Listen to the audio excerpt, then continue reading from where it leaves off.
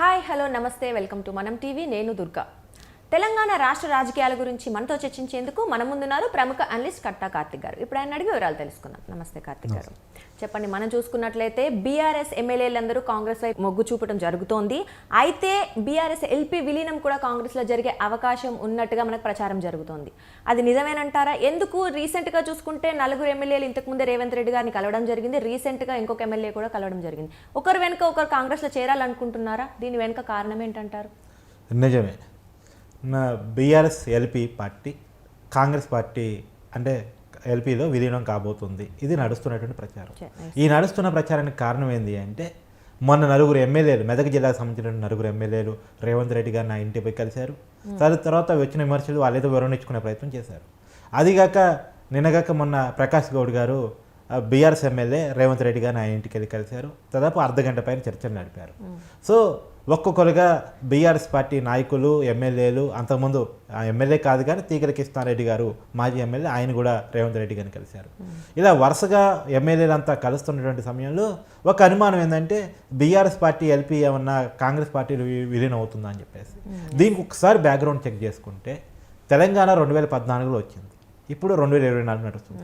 గత దశాబ్ద కాలంలో ప్రతిపక్షాల్లో ఉన్నటువంటి ఎమ్మెల్యేలందరినీ అధికార పార్టీలు లాక్కోవటం అలవాటుగా మారింది. గతంలో కేసీఆర్ గారు నేర్పిన విద్య ఇది. గతంలో కాంగ్రెస్ ఎల్పీని, తర్వాత టీడీపీ ఎల్పీని, ఈ 2 ఎల్పీలని కూడా అప్పుడు టీఆర్ఎస్ ఎల్పీలో, తర్వాత బీఆర్ఎస్ ఎల్పీలో విలీనం చేసుకున్నారు కేసీఆర్ గారు. సో ప్రతిపక్షం అనేది ఉండకూడదు, ప్రశ్నించే వాళ్ళు ఉండకూడదు అనేటువంటిది కేసీఆర్ గారు తెలంగాణ రాజకీయాల్లో నేర్పిన ఫార్ములా. ఇప్పుడు ఈ మధ్యకాలంలో కేటీఆర్ గారు రకరకాలుగా మాట్లాడుతున్నారు, మనం చూస్తూ ఉన్నాం. ఈ కాంగ్రెస్ గవర్నమెంట్ 2 సంవత్సరాలు ఉండబోతుంది, కేసీఆర్ గారు మళ్ళీ ముఖ్యమంత్రి కాబోతున్నారు, కేసీఆర్ గారిని ముఖ్యమంత్రిగా చూడబోతున్నాం, తొందరలోనే కాంగ్రెస్ ప్రభుత్వం పడిపోతుందని చెప్పేసి మాట్లాడటం చూస్తున్నాం.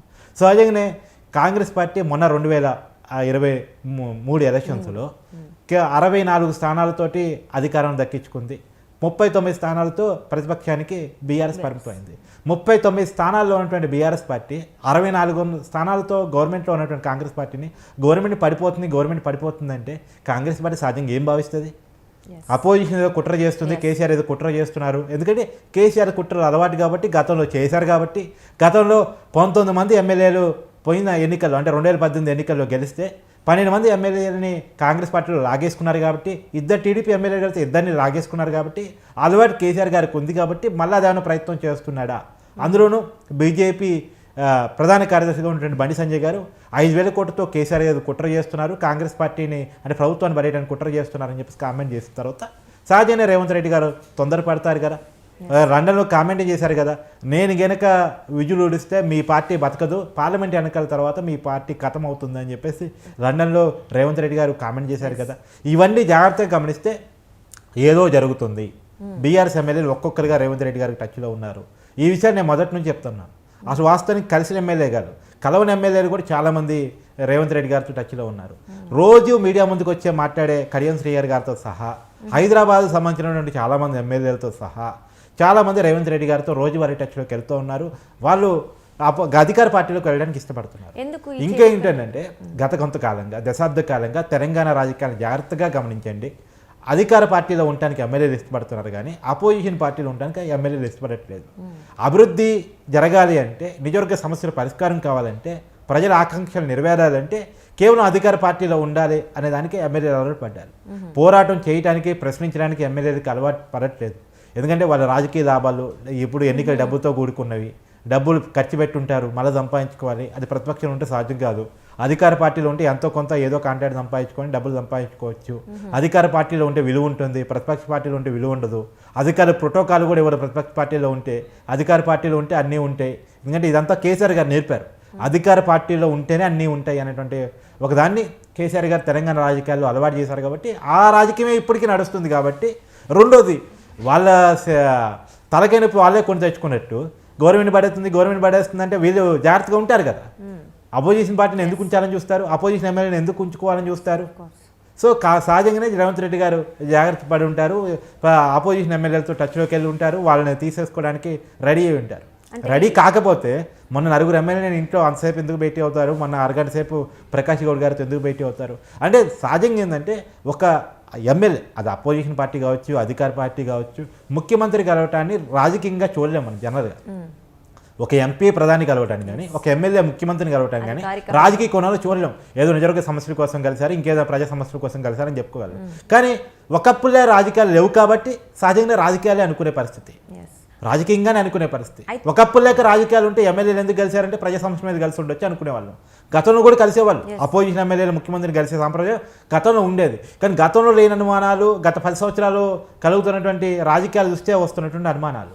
రెండోది పదే పదే కేటీఆర్ గారు వాళ్ళ ఎమ్మెల్యేని కాపాడుకోవడం కోసం మాత్రమే, అధికార ప్రతిపక్ష పార్టీలో ఎమ్మెల్యేలు ఉండరన్న విషయం కేటీఆర్ గారు తెలుసు కాబట్టి బీఆర్ఎస్ పార్టీలో ఎమ్మెల్యేలని ఆపుకోవడం కష్టంగా ఉంది కాబట్టి లేదు మన గవర్నమెంట్ వస్తుంది, వాళ్ళే కూలిపోతున్నారు, మీరు ఆ గవర్నమెంట్ వైపు వెళ్ళకండి, కాంగ్రెస్ పార్టీ వెళ్ళకండి అని చెప్పేసి బీఆర్ఎస్ పార్టీని కాపాడుకోవడం కోసం ఆ మాటలు చెప్తున్నారా అనే డౌట్ కూడా వస్తుంది. ఎందుకంటే ఒకవైపు బీజేపీ, ఇంకోవైపు కాంగ్రెస్, రెండో జాతీయ పార్టీలు, రెండోది బీజేపీ చాలా డేంజర్ గేమ్ ఆడుతుంది సహజంగానే. సో బీజేపీ ఒక్కసారి కనుక జూలం విడిస్తే బీఆర్ఎస్ పార్టీని మింగేయడానికి సిద్ధంగా ఉంది. సో వాళ్ళు అంటే బీజేపీ అనుకునేది ఏంటంటే ప్రాంతీయ పార్టీలు ఉన్నంతకాలం తమ ఎదగడం కష్టం అవుద్ది. సో బీఆర్ఎస్ పార్టీని కనుక కిరిచేయగలిగితే ఆ స్పేస్ని బీజేపీ ఆక్రమించుకోవచ్చు, అపోజిషన్ స్పేస్ని. వన్స్ అపోజిషన్ స్పేస్ని ఆక్రమించుకుంటే తర్వాత అధికారాన్ని కొట్టుకోవచ్చు. ఫస్ట్ అపోజిషన్ స్పేస్ని కొట్టుకోవాలి. అపోజిషన్లో ఎవరున్నారు? బీఆర్ఎస్ ఉంది. సో అటు బీఆర్ఎస్ తినడానికి బీజేపీ సిద్ధంగా ఉంది, ఇంకోవైపు గెలుక్కోవడం వల్ల ఇప్పుడు కాంగ్రెస్ కూడా సిద్ధమైంది. అయితే ఇవన్నీ పార్లమెంట్ ఎలక్షన్స్కి ముందే జరిగే ఛాన్స్ ఉందంటారా? నాకు తెలిసి పార్లమెంట్ ఎలక్షన్ తర్వాతే జరిగే అవకాశం ఉంది. పార్లమెంట్ ఎలక్షన్స్ కంటే ముందు కాంగ్రెస్ పార్టీ కూడా లేనిపోని వివాదాన్ని కొని తెచ్చుకోదు. కాకపోతే పార్లమెంట్ ఎలక్షన్స్ తర్వాత ఖచ్చితంగా రేవంత్ రెడ్డి గారు చెప్పారు, నేను చెప్పేది ఏముంది, బీఆర్ఎస్ పార్టీ మిగలదు, బీఆర్ఎస్ పార్టీ ఖతమైపోతుంది, ఖతం చేస్తా నేనని చెప్పేసి కరాఖండిగా చెప్పారు. దానికి కారణం కేటీఆర్ గారి వ్యాఖ్యలే.